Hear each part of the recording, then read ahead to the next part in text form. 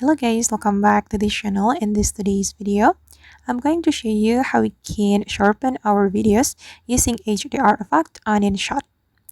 Okay, let's get into it guys. Here I have prepared a project on my InShot application and I'm going to add HDR effect to this video to sharpen it.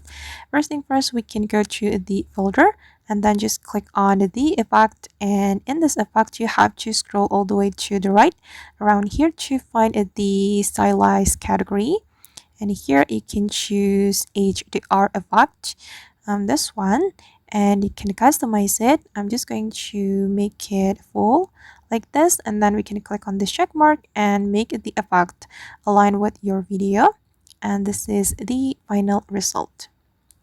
Alright guys, and that's how we can sharpen our video using HDR effect on InShot.